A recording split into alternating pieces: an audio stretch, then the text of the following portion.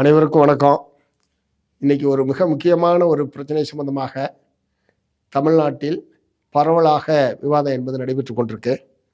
குறிப்பாக கல்லூரி கல்வி ஆணையர் அவர்கள் அனைத்து கலை பண்பாட்டு கல்லூரிகளுக்கும் அனுப்பிய ஒரு சுற்றறிக்கை என்பது அரசியல் தளத்திலேயும் பல்வேறு மாணவர்கள் மத்தியிலேயும் ஒரு மிகப்பெரிய விவாத பொருளாக மாறியிருக்கு. அதில் குறிப்பாக இடதுசாரி மாணவர் இளைஞர் அமைப்புகள், அதே மாதிரி காக்ரோச் ஜனதா பார்ட்டி, இவர்கள் நடத்தக்கூடிய போராட்டங்களில் மாணவர்கள் கலந்து கொள்ளக்கூடாது. இதை கல்லூரி நிர்வாகம், பள்ளி நிர்வாகம், காவல்துறை இவங்க எல்லாரும் ஒருங்கிணைந்து கண்காணிக்க வேண்டும் என்கிற முறையில் ஒரு சுற்றறிக்கை என்பது வெளியிட்டது என்பதுதான் இத்தகைய விவாதத்துக்கு மிக முக்கியமான காரணம். நான் என்ன கேட்க விரும்புகிறேன், போராடுகிற உரிமையை இந்திய அரசியல் சாசனம் இந்திய நாட்டு மக்களுக்கு வழங்கியிருக்கு. இந்திய நாட்டு மக்களுடைய ஒரு அங்கம் என்கிற முறையில் மாணவர்களும் அதற்குள் உட்பட்டவர்கள் தான். மாணவர்கள் தங்களுடைய கல்வி உரிமைக்காகவும் கல்வித்துறையில் ஏற்பட்டிருக்கக்கூடிய ஊழல், மோசடி, முளமாரித்தனம் சகலத்துக்கு எதிராக போராட வேண்டியது அவர்களுடைய கடமை. அந்த வகையில் நாடு முழுவதும் பல்வேறு காலகட்டங்களிலும் மாணவர்கள் போராடி கொண்டிருக்கிறார்கள். விடுதலை போராட்ட காலத்திலும் கல்லூரி பள்ளியை விட்டு வெளியே வர வேண்டும் என்று மகாத்மா காந்தி அவர்கள் அறைகள் விட்டு தங்களுடைய படிப்பை துறந்து தேசத்தினுடைய விடுதலைக்காக மாணவர்கள் போராடிய வரலாறு கொண்டது இந்தியா. அத்தகைய சூழ்நிலையில் இன்றைக்கு போராட்டத்துக்கு செல்லக்கூடிய மாணவர்களை கண்காணிக்க வேண்டும் என்கிற முறையில் தமிழ்நாடு அரசாங்கம் தலைமைச் செயலாளர் தலைமையில் நடைபெற்ற சட்ட ஒழுங்கு கூட்டத்தில் இது பற்றி விவாதிக்கப்பட்டு அதனுடைய தொடர்ச்சியாகத்தான் இத்தகைய ஒரு சுற்றறிக்கை என்பது வெளியிடப்பட்டிருக்கிறது.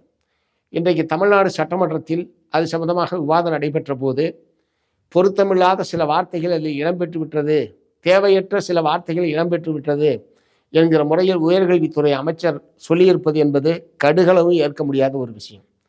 எத்தனையோ நாட்டில் பிஜேபியினுடைய மாணவர் அமைப்பு இருக்குது, திமுக மாணவர் அமைப்பு இருக்குது, அதிமுக மாணவர் அமைப்பு இருக்குது, இதையெல்லாம் மாணவர் காங்கிரஸுடைய மாணவர் அமைப்பு இருக்குது.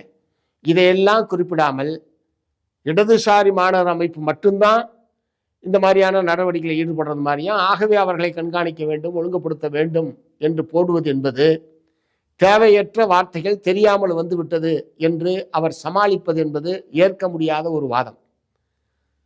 இது நோக்கபூர்வமாகவே இடதுசாரிகளை ஒடுக்க வேண்டும், இடதுசாரி கருத்துக்களை கொண்ட மாணவர்களை ஒடுக்க வேண்டும் என்கிற நோக்கத்தோடு தான் அந்த சுற்றறிக்கை என்பது வெளியிடப்பட்டிருக்கிறது.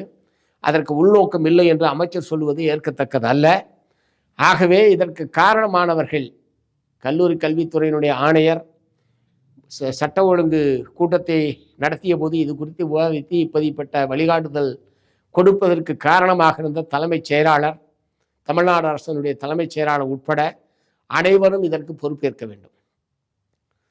இத்தகைய ஒரு குழு இந்த மாதிரியான ஒரு சுற்றறிக்கை வெளிவந்து கடுமையான எதிர்ப்பு இருந்த நிலையிலே தான் அது திரும்ப பெறப்பட்டிருக்கிறது. ஆனால் சுற்றறிக்கை பல நாட்கள் கூட்டம் நடந்து கிட்டத்தட்ட 10 நாட்களுக்கு மேலாக இது போன்ற விவாதங்கள் என்பது நிச்சயமாக அரசு ஆட்சியாளர்களுக்கும் அதிகாரிகளுக்கும் தெரியாமல் இருப்பதற்கு வாய்ப்பே இல்லை.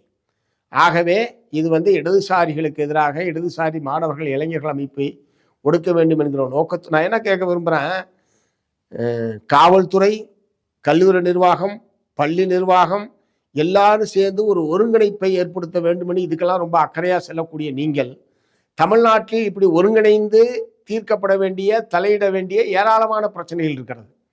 அதற்கெல்லாம் இத்தகைய ஒருங்கிணைப்பு குழுவை தமிழ்நாட்டில் ஏற்படுத்தப்பட்டிருக்கிறதா என்கிற கேள்வியை நான் எழுப்ப விரும்புகிறேன்.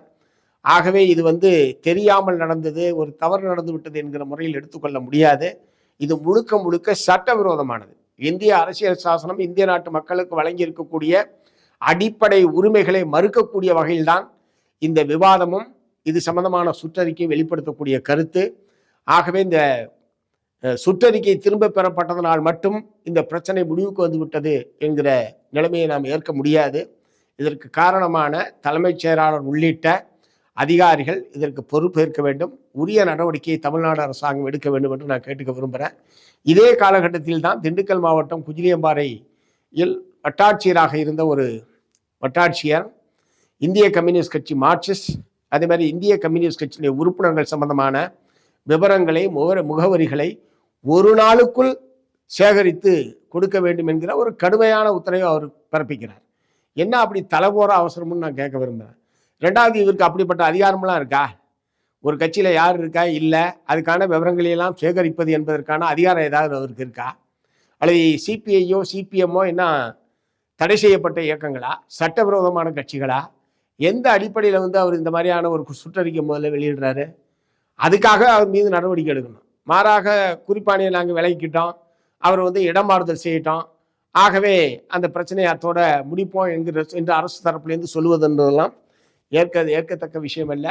அவர் இப்படிப்பட்ட ஒரு குறிப்பாணையை வெளியிடுகிறார் என்றால் அதை பற்றிய விளைவுகளை தெரியாமல் ஒரு வட்டாட்சியர் வெளியிட்டார் என்பதெல்லாம் ஏற்க முடியாது. இன்னொன்று, வட்டாட்சியர் வெளியிட்டது ஏதோ அவருக்கு கீழே இருக்கிற விஓ ஆர்ஐ அவங்களுக்கு மட்டும் வெளியில்லை. அவர் மாவட்ட ஆட்சித்தலைவருக்கு அனுப்புகிறாரு, பழனி கோட்டாட்சி தலைவருக்கு அனுப்புகிறாரு.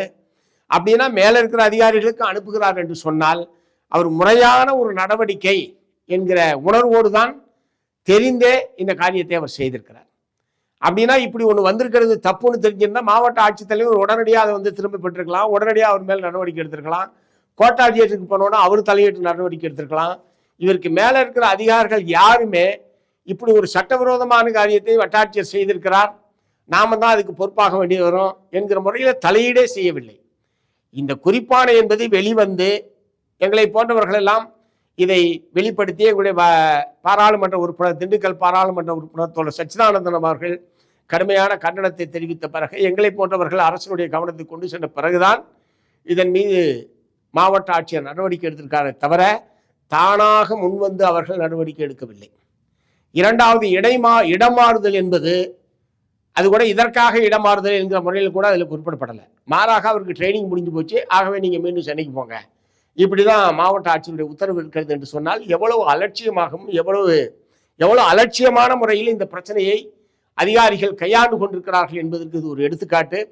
ஆகவே இப்படி ஒரு தேசிய கட்சியை, அங்கீகரிக்கப்பட்ட ஒரு அரசியல் கட்சியை பற்றி அதனுடைய உறுப்பினர்கள் சம்பந்தமான விவரங்களை சேகரிப்பது என்கிற சட்டவிரோதமான நடவடிக்கைக்கு உத்தரவு வெளியிட்ட குஜிலியம்பாறை வட்டாட்சியர் மீது சட்டப்படியான நடவடிக்கை எடுக்க வேண்டும். இந்த இடம் மாறுதல் என்பதை ஒரு தண்டனையாக ஏற்க முடியாது.